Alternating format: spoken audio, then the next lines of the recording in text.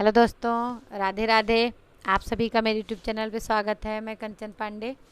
आज मैं आपको छठ मैया की एक कहानी सुना रही हूँ। अगर आपको मेरा वीडियो पसंद आए तो प्लीज़ मेरे वीडियो को लाइक करें, शेयर करें, कमेंट करें, चैनल को सब्सक्राइब करें और बेल आइकन दबाना ना भूलें। एक गांव में एक ब्राह्मण रहता था। ब्राह्मण बहुत ही धनवान था, बहुत ही धर्मात्मा था। वो सभी गाँव वालों की बहुत ही पुण्य सेवा किया करता था, बहुत ही मान सम्मान किया करता था। और जो भी गांव वालों की तकलीफ़ होती थी उनको यथाशक्ति उसकी जो शक्ति रहती थी उससे दूर किया था करता था। एक बार और लेकिन एक चीज़ से बहुत दुखी था कि उस गांव में पानी की बिल्कुल बिल्कुल भी सुविधा नहीं थी। वो बार बार कुआं खुदवाता और तालाब खुदवाता, लेकिन उसमें पानी ही नहीं रहता था। इससे गांव वाले बहुत दुखी रहते थे। ब्राह्मण भी बहुत दुखी रहता था, बहुत पूजा पाठ करता, बहुत भगवान को मनाता। एक दिन उसने रात्रि में वो सो रहा था, उसने सपने में छठ मैया ने उसे दर्शन दिया और कहा कि अगर तू सच में अगर वो करना चाहता है, पानी लाना चाहता है अपने गांव में, तू चाहता है कि कुएं तालाब में पानी हो, तो तू अपने पुत्र की बलि दे दे। छठ माई उसकी परीक्षा लेने के लिए आई थी। सुबह जब वो उठा तो उसने सोचा, उसने सबको अपना सपना बताया, अपने जितने भी साथी थे सबको सपना बताया और विचार करने लगा कि मेरा एक ही पुत्र है, अगर मैं उसकी बलि दे दूँ तो मेरे कुल का विनाश हो जाएगा। लेकिन मुझे माता रानी ने सपने में कहा है तो कुछ ना कुछ तो इसमें होगा ही।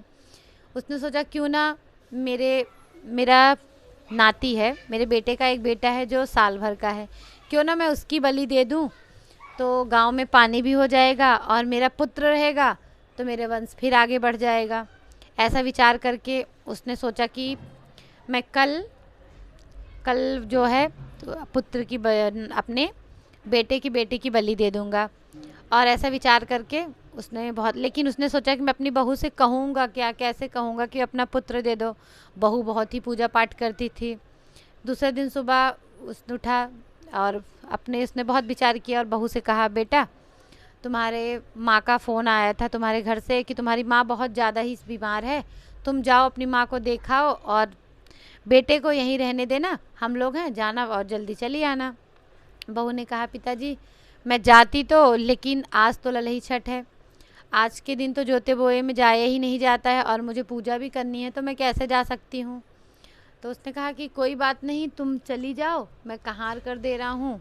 पैसे की धन की तो उसके घर में कोई कमी थी नहीं। मैं कहार कर दे रहा हूँ, तुम डोली कहार से चली जाओ और बालक को यहीं रहने दो, जाना देख के चली आना। उसने सोचा ठीक है, मैं पूजा के टाइम तक आ जाऊंगी। ऐसा करके अब वो बहू चली गई और ये इधर अपने नाती को ले जाकर तालाब के किनारे इसने सब अपने साथियों के साथ गया और इसने अपने नाती की बलि दे दी। और वहाँ जब बहू मायके पहुँची तो उसने देखा कि माँ तो उसकी एकदम ठीक ठाक थी, सब ललही छठ की पूजा की तैयारी कर रहे थे। उसने अपनी माँ को देखा कि माँ तो मेरी सही है, माँ को तो कोई दिक्कत नहीं हो, तो फिर मुझे मेरे ससुर ने झूठ क्यों बोला। लेकिन उसे समझ में नहीं आया कि क्या बात है। फिर सबने बोला कि अब आ गई हो, कैसे आई। तो उसने फिर बोला कि कुछ नहीं, बस ऐसे ही माँ को देखने का मन था इसलिए चली आई। तो उसकी भाभीयों ने बोला कि अब आ गई हो तो यहीं पूजा कर लो, पूजा करके फिर चली जाना। तो उसने कहा कि ठीक। अब उसने वहाँ से पूजा किया। पूजा करने के बाद जब वो वहाँ से निकली तो डोली कहार लेके तो उसको फिर चले। तो उसने अब कहारों से कहा कि जो तालाब मेरे ससुर जी ने खुदवाया है उसी किनारे तुम ये पालकी रोको, पे वहाँ हाथ पैर धो के और कुछ देर छठ मैया का ध्यान करके तब मैं घर जाना चाहती हूँ।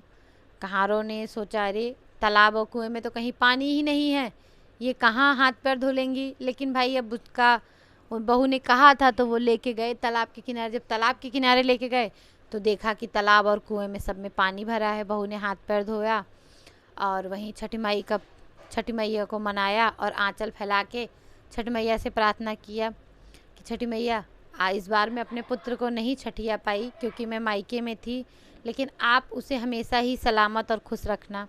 उसने जैसे ही यह प्रार्थना छठ मैया से की, आंचल फैलाया, छठ मैया ने उसका पुत्र उसकी गोदी में डाल दिया।